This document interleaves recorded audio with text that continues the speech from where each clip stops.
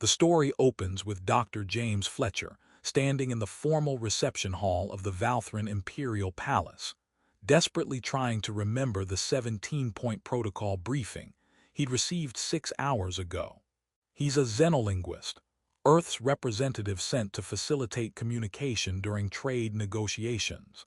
Essentially, a glorified translator who should be in the background, not center stage. But the lead ambassador caught a viral infection. The backup got lost in station bureaucracy. And now James is the most senior Earth representative physically present when Queen Thessara herself arrives for the preliminary discussion. Queen Thessara is legendary, a ruler whose political acumen unified 3 fractious territories, whose presence reportedly makes seasoned diplomats forget their carefully prepared speeches.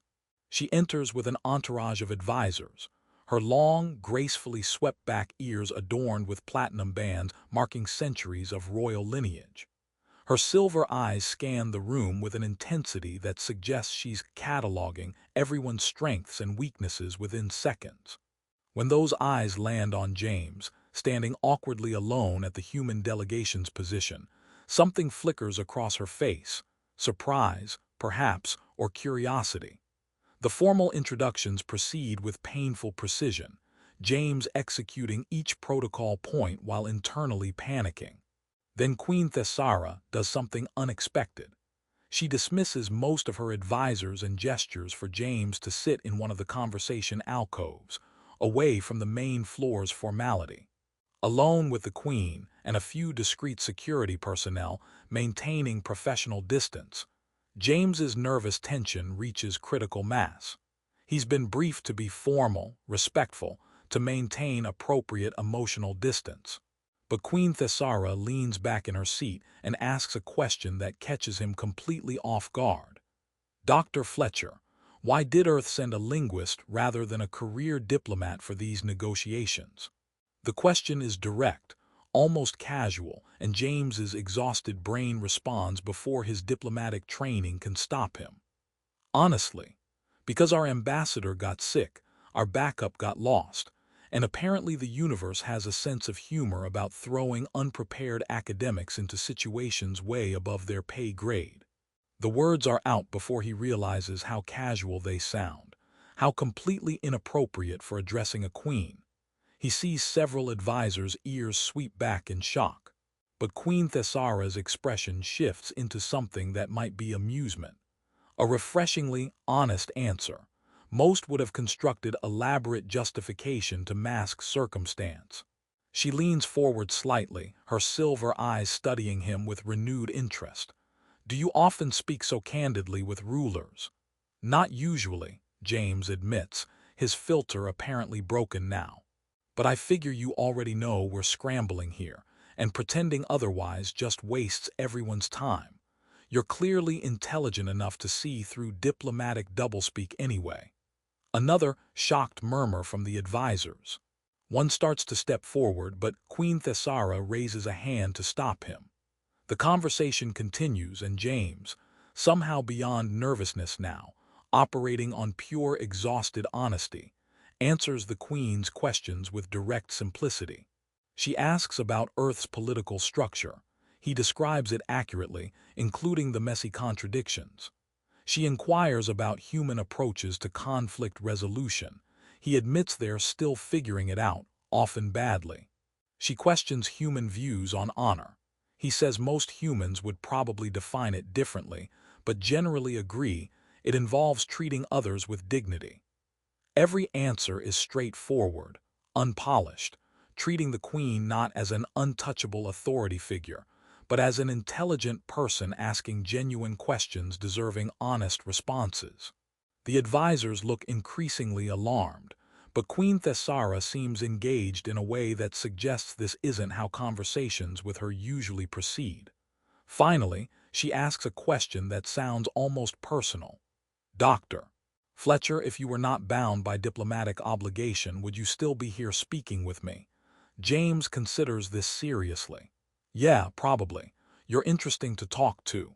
Smart, direct, clearly thinking about things beyond surface politics.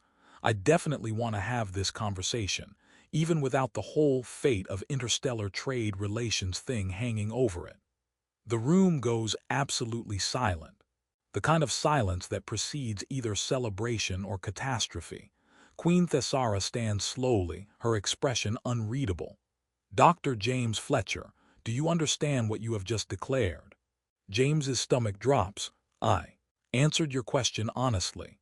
In Valthran culture, the Queen says, and there's something complex in her voice now, speaking to royalty with unguarded casualness, without fear or performance, is considered an intimate act. It signals that you see the person beyond the crown, that you trust them with your unfiltered truth.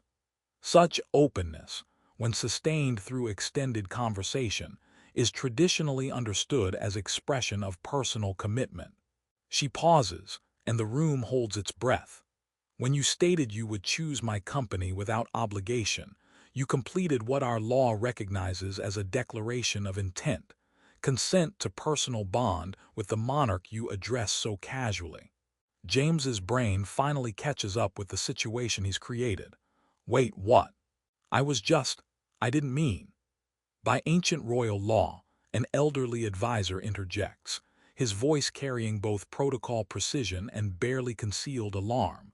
Unguarded speech sustained in the presence of the monarch, culminating in declaration of personal preference for their company, constitutes formal consent to engagement when acknowledged by the Queen herself.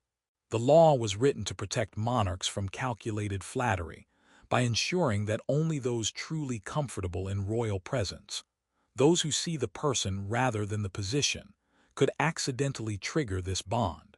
Queen Thessara's eyes never leave James's face. The law requires my acknowledgement to seal the bond. I could refuse, release you from accidental declaration, allow you to leave with dignity intact. She takes a step closer.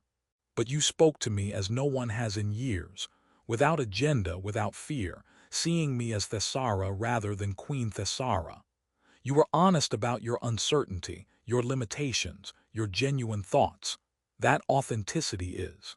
She pauses, searching for words, extraordinarily valuable. James stares at her, trying to process that his complete lack of diplomatic grace has somehow resulted in an accidental marriage proposal. Your Majesty, I literally just said the first honest things that came to mind because I was too exhausted to maintain proper formality. I'm not. You are exactly what the ancient law was designed to identify, Queen Thessara says softly. Someone incapable of performance in my presence. Someone who treats me as human, or in my case, Valthran. Such rarity deserves recognition, not dismissal. She extends her hand in the formal Valthran gesture of accepted bond. I acknowledge your declaration, Dr. James Fletcher. Before these witnesses, I accept engagement as recognized by the laws of my people. The court erupts in shocked murmurs, but the Queen's voice cuts through. Let it be recorded. The human linguist has been bound to the crown through honest speech and mutual recognition. The formal ceremonies will follow according to tradition. As guards and advisors move to manage the situation, James's confused Earth delegation demanding explanation, Valthran nobles calculating political implications, James stands frozen, understanding that his complete failure at diplomatic protocol has just fundamentally altered his entire life. Over the following weeks, as he's moved into palace quarters and subjected to intensive briefings on what being engaged to a queen actually means, James keeps waiting for the other shoe to drop. But Queen Thessara, who insists he call her simply Thessara in private, continues the pattern from their first conversation. She asks questions, values his honest answers, seems genuinely interested in his perspectives on everything from linguistics to ethical philosophy to his opinion on palace food. He maintains it's too formal and needs more spices.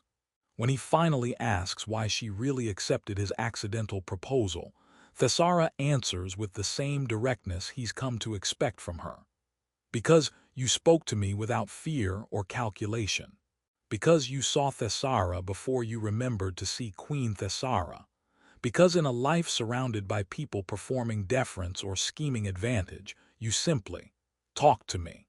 She pauses, her expression vulnerable in a way her public mask never permits. That gift, being seen clearly and addressed honestly, is worth more than any strategic marriage alliance could provide. James considers this, understanding slowly crystallizing. So I accidentally proposed by being too tired to lie or perform, and you accepted because authentic exhaustion is apparently more valuable than diplomatic competence. Essentially, yes. Thesara's lips curve into a small smile, though I would frame it as, you offered genuine connection through honest discourse, and I accepted because such connection is the rarest treasure a queen can find. As they continue navigating engagement that neither plan but both are learning to value, James teaching Thesara about human culture with his characteristic bluntness. Thesara